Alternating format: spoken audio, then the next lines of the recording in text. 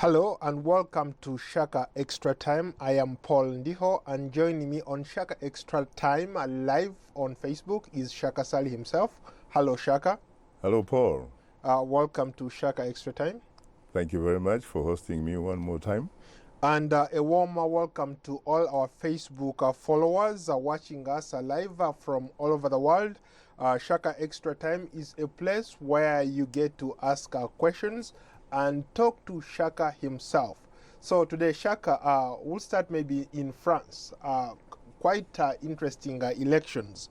There is the French comprehensively snubbed the country's political establishment in the sense that they sent far-right populist Marine Le Pen and a political novice to the second round. What do you make of the French elections? It's very interesting, but then again, that is France.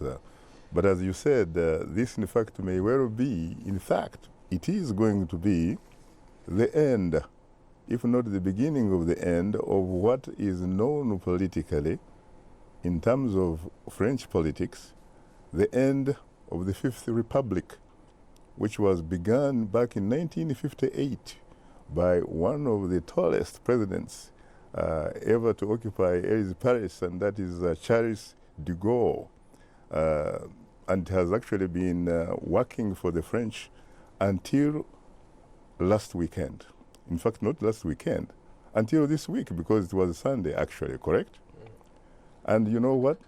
I don't think, frankly, that a lot of people were really surprised, because virtually all the public opinion polls indicated that at the end of the day, we may end up, in fact, with those two particular individuals moving into the runoff. Some analysts have said that Emmanuel Macron is certainly somebody to watch, but there are those who say that, wait a minute, Marine Le Pen is not somebody who should be discounted. And a lot of people are betting on her to maybe even to do very, very well than Emmanuel. Those are probably really in the minority, including, of course, you yourself. You know that we have actually bet on that. And I can't wait, you know, for 2 weeks in order for you to deliver the goodies. Because let's face it, Marine Le Pen is an excellent politician, no question about it. But the French are very democratically free, spirited individuals, to the extent that they are never the type of people that either embrace the far right or the far left. They are the type of people, frankly, who tend to be in the middle. And it seems to me that when you look at Emmanuel Macron, a man that, by the way, as you said earlier, is a political novice, because he has never, in fact, just like Trump, the president of the United States, never ran for political office, never really, not any political office, except that he was appointed at one time as a minister in the Francois Hollande administration. The fact of the matter is also very interesting, because he's very, very young. He's 39. He's obviously someone also that is very unusual in the sense that he is married to a wife who happens to be perhaps more than 20 years of age. A woman, in fact, that has grandchildren. And yet, they are together in this business, and guess what? They are probably the next occupants of Paris or whatever. Let's look at it from the context of Brexit, the US elections here. Could this be something that could end up being a surprise to most people? There are people who actually thought along those same lines until, of course, last month when Holland, the Dutch, went to the vote. And the far right wing was, in fact, expected to win. But you know what? A lot of Africans or Dutch of African descent and the people of color went in droves to the vote. and actually made sure that they voted against that right-wing political party and ended up losing so badly. And of course, there was also earlier another vote in Austria, where people thought that the right wing was likely to be a shoe-in, and it ended up also, of course, losing the election. It seems to me that at the end of the day, we are probably going to look at Brexit, perhaps Donald Trump of the United States, as some kind of, I guess, something very rare, certainly not the norm. It will be perhaps looked at as the exception. Why do I say that? When you look at Marine Le Pen, to me, she reminds me of her own father, the founder, in fact, of that right-wing political party. That is a man that is called Jean-Marie Le Pen, a man who, by the way, was a paratrooper to boot and also a trained lawyer. This man, back in 2002 poll, managed to win a second slot and was able to enter into a runoff with then incumbent President Jacques Chirac. And guess what? Most of the people on the right and most of the people on the left basically lined up behind Jacques Chirac. And Chirac ended up with over 82% of the vote, a huge landslide. To be very honest with you, I do not expect any difference this time around. The percentages may not be that great, but I probably can take the risk of predicting that you're going to be looking at a President Macron with over 60% of the French vote. I'll remember that you talked about Africans. Africans play a key role in France. When you look at it from the context of France colonizing most West African countries, there is a huge number of Africans in France. Did their votes count? Not to mention, of course, that the 1998 French soccer team that won the World Cup was almost entirely made up of French of African descent.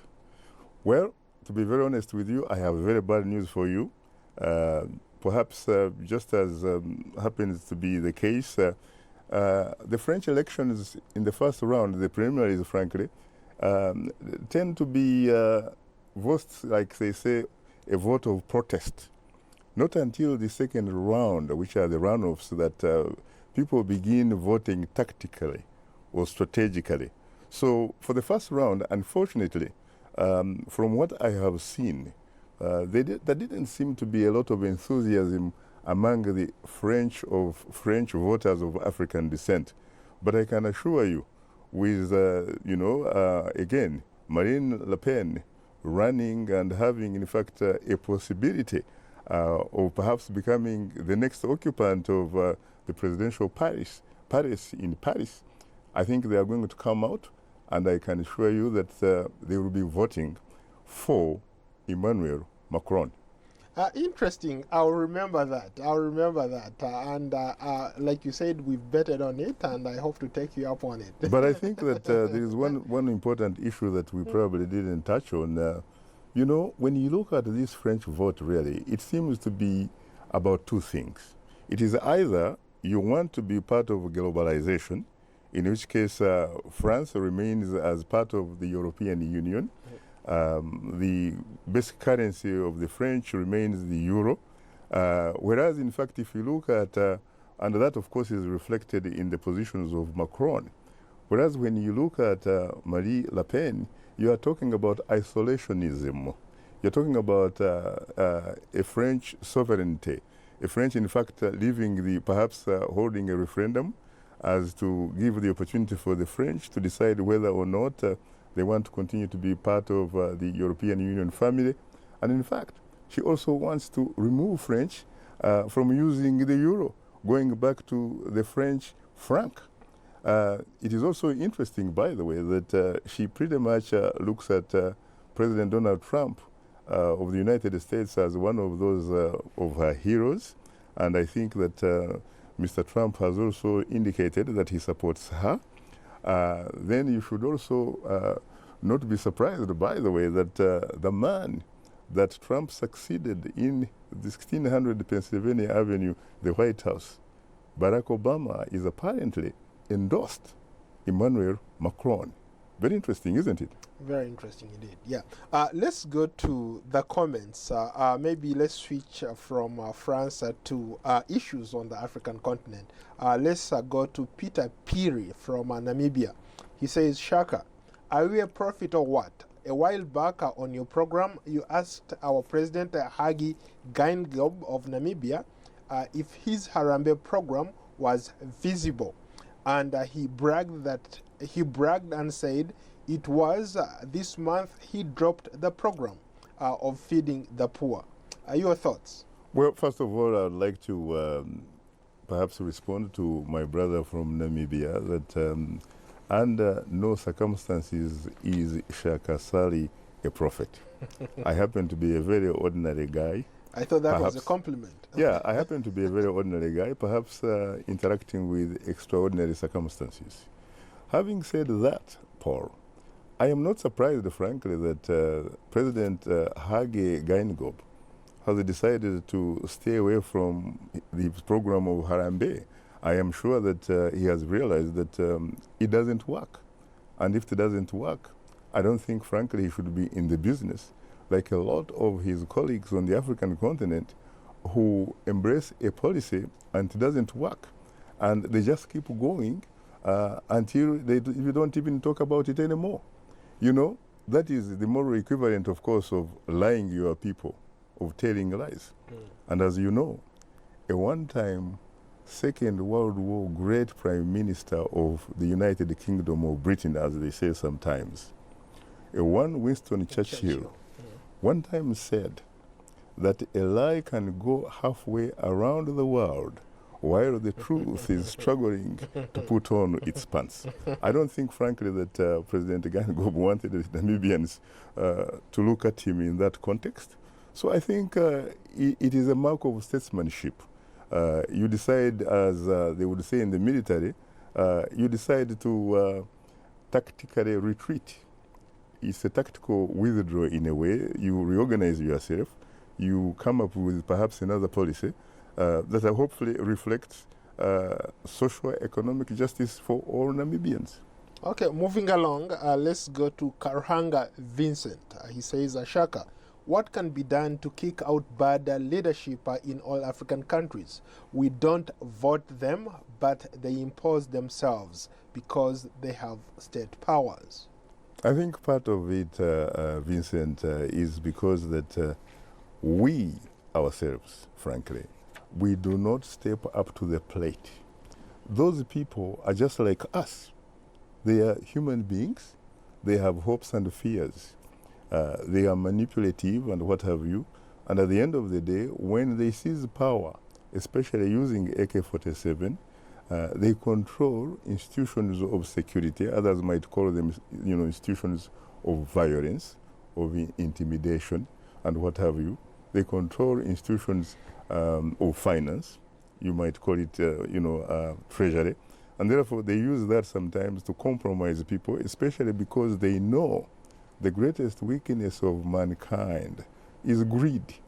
So they work on the greed that we actually have, because most of us are patriotic to what someone would call to our stomachs.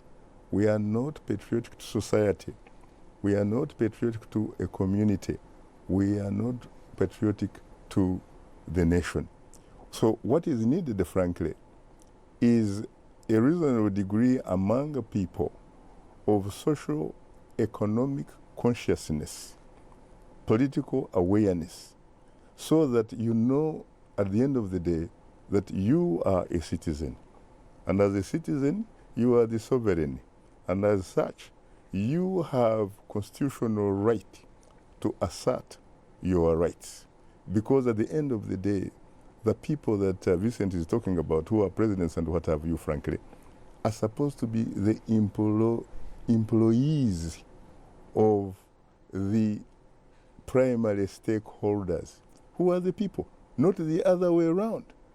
If you can do that, you assert yourself, and in a society that is reasonably educated, then you begin to figure out a way, a legitimate way of choosing who should represent you. Who should represent you should reflect, for example, your values. It should be somebody that has good character, someone that has discipline, someone that is patriotic to the needs of his or her communities, somebody, frankly, that is ready and willing to hold the backs of their people in order to usher in policies that reflect socio-economic justice for all its populace. Just a quick follow-up on that. Are there institutions that can, for example, bring pressure to bear when such leaders impose themselves on their people? For example, what we witnessed at the beginning of the year in the Gambia, ECOWAS prevailed over the former president and he left. Are there institutions like that, whether the UN or Africa Union, that can bring pressure to bear? They are there, but I think the primary institution has to be the people of that particular country themselves. They have to be courageous. They have to be very politically assertive. They have to be able to mobilize, organize, and they have to begin to do some sort of social disobedience.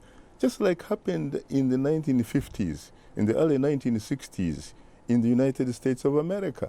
If it wasn't for those great African-American leaders led by Martin Luther King Jr.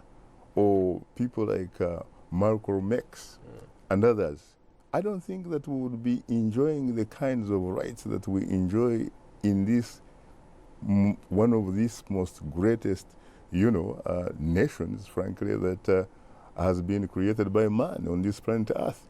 It is precisely because there were those Martin Luther King Jr.'s and millions of others who were able to be trailblazers, to be pathfinders, to sacrifice, so that those of us who came after could in fact sit or stand on their shoulders in order to see a little bit further, in order to enjoy ourselves and our rights.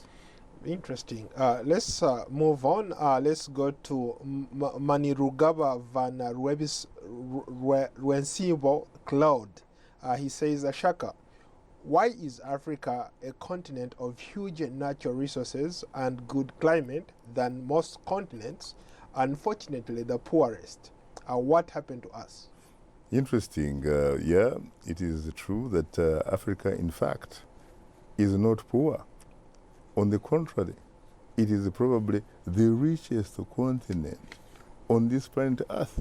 And yet the African people themselves, the vast majority of the African people, are very poor. They don't even have a guarantee of 1 meal a day. When they get sick, there's no guarantee that they can in fact even have medicine. And some of these medicines, in fact, are produced. They are products of some of their own resources. Why? Because they don't have leaders. We always talk about leadership deficit.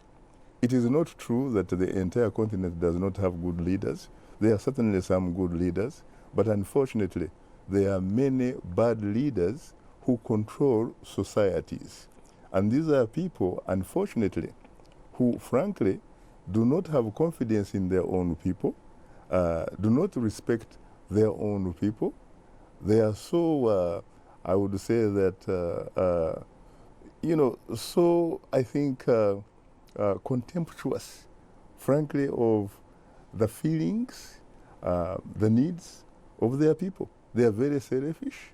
They just think about themselves. And in fact, sometimes some critics say that these are people, these type of leaders, in fact, who should probably be regarded as rulers, are basically patriotic, according to some critics, to their stomachs, the stomachs of their family, and some of their relatives, in fact, not all of them, and friends, but certainly not society, not the country. So we need good leaders, leaders who think about the vast majority of their people, leaders who, for example, have respect for the rule of law, leaders that have respect for fairness, for justice, leaders, frankly, that are very proud of the fact that they preside over a community that feel that they have given it hope and that those people have a future, have tomorrow, have skills.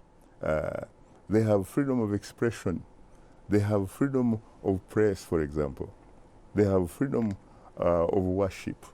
They have freedom of assembly. Those types are very, very important. And in fact, I remember a President Barack Obama at one time saying that even with what he would call prosperity, without freedoms really, just like those I have mentioned, it is a fundamental form of poverty. Let's move along, Shaka. That's a very good quote. Let's move along. Let's go to Consti Drondrika from Cameroon. He says, Shaka, in your opinion, what could be the way forward for the crisis in Cameroon between the English-speaking and the French-speaking people?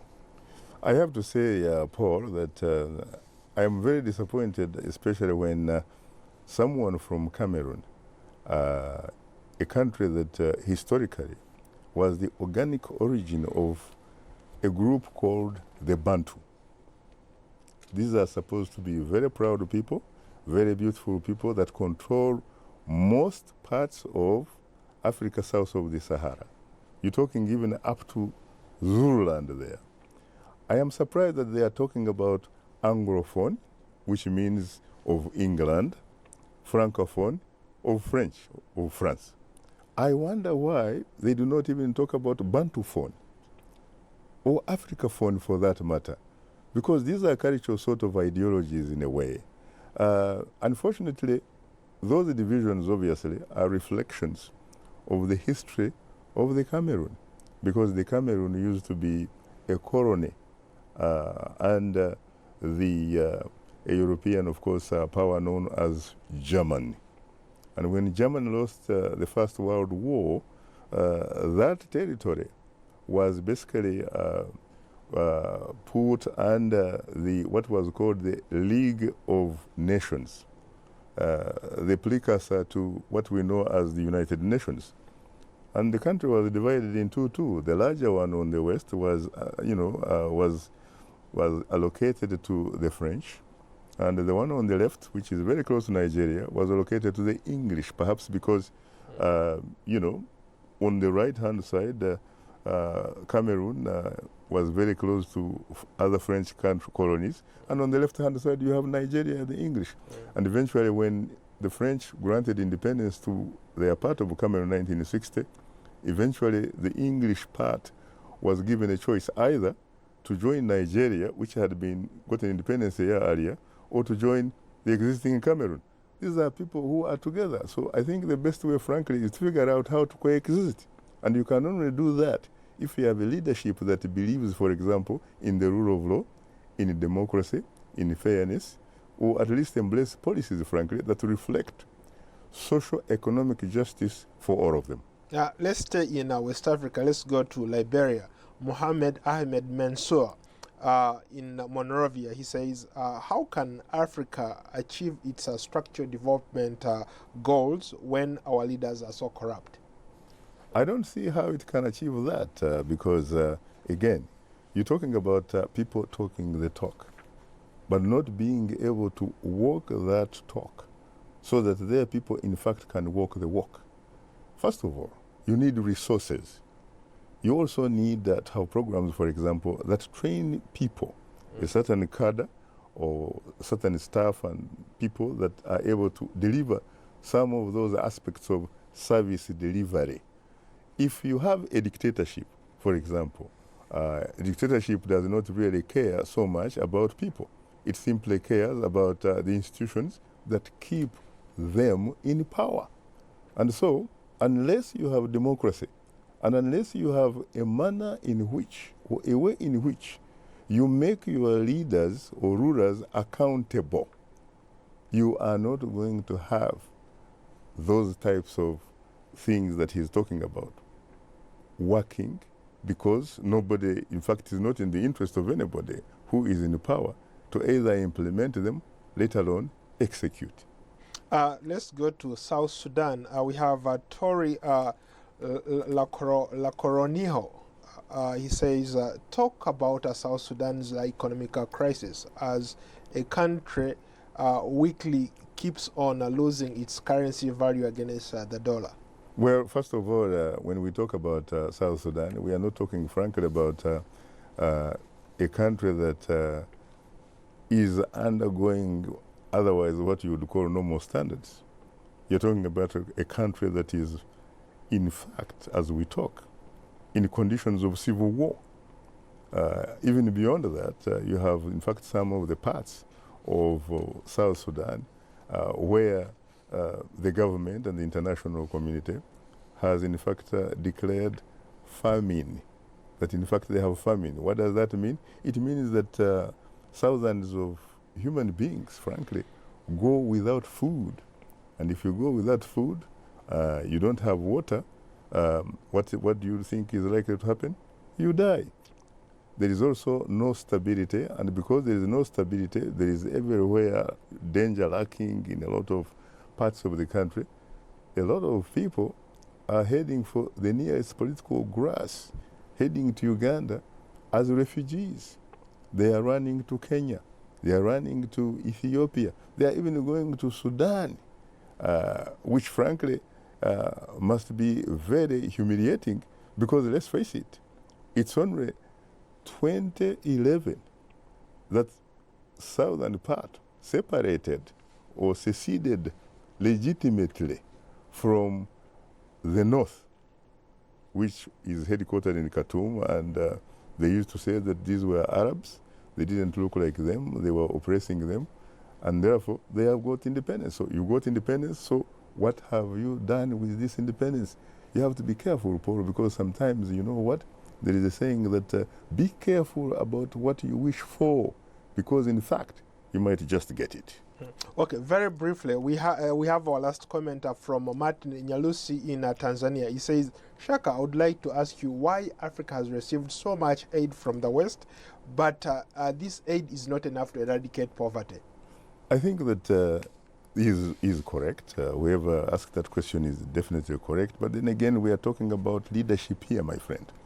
Part of it is that we have a leadership that is not visionary.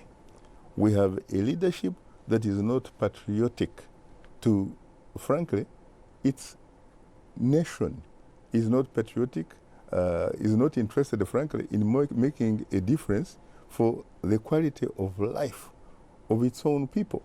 So I think we are having leaders who are not doing what they are expected to do.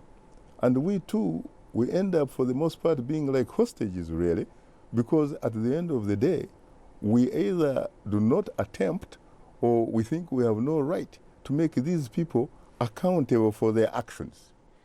In 5 seconds, what are you talking about tomorrow on Straight Talk Africa? Tomorrow, in fact, is very interesting because we'll be looking at the Southern African nation of Zimbabwe.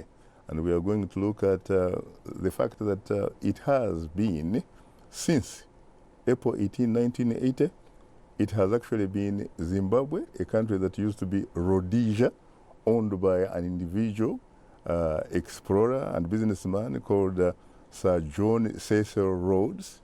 It has been independent for 37 years, and during that time,